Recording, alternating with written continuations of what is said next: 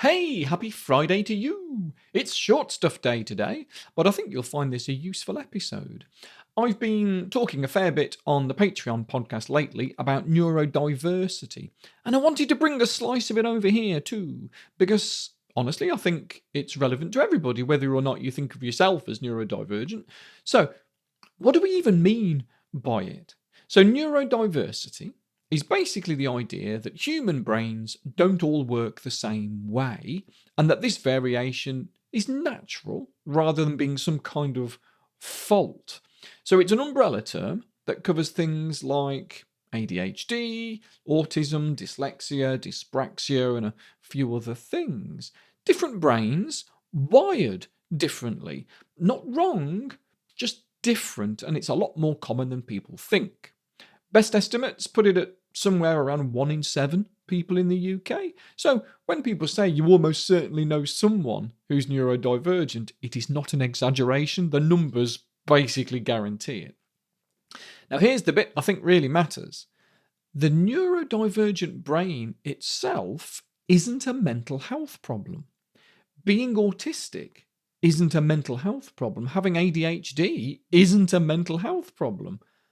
But the experience of having one of these brains in a world that's almost entirely built around the most common way of thinking, that experience absolutely can become one. And that distinction matters, because if we blur it, we end up trying to fix the wrong thing. And it's worth saying, these brains weren't always a problem. Our brains as a species haven't changed that much in a couple of 100,000 years. And we didn't evolve as individuals, we evolved as groups.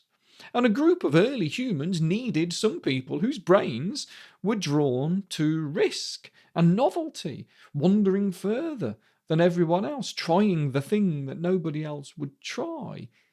It needed people who could lock onto one task for hours without losing focus, and it needed the pattern spotters, the ones who noticed things were changing before anyone else clocked it.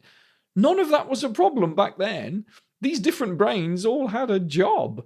It's only once we built classrooms and open plan offices with this very narrow idea of what paying attention looks like that these brains started to look like a fault.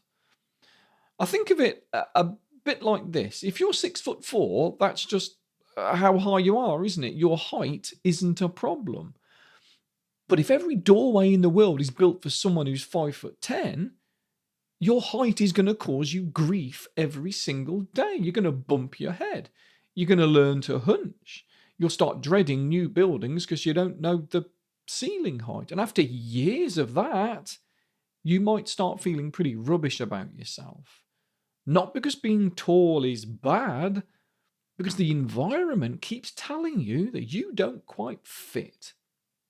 That's why a lot of neurodivergent people end up doing something called masking, which is hiding or suppressing those traits to try and appear more, well, typical, to avoid being judged or excluded. And it's exhausting, properly exhausting, because it's constant.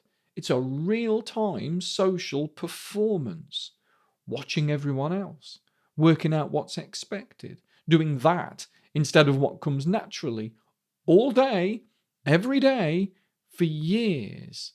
And a lot of people don't even realise they're doing it anymore, especially if they've been doing it since childhood, until they completely burn out.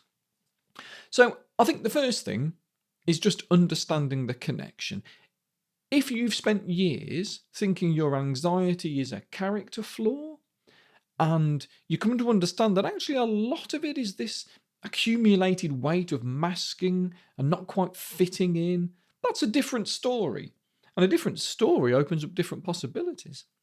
The second is permission, where you can get it to take the mask off sometimes. Not everywhere, I know that's not always realistic or feels safe, but finding even a few spaces where you don't have to perform lets the nervous system actually rest.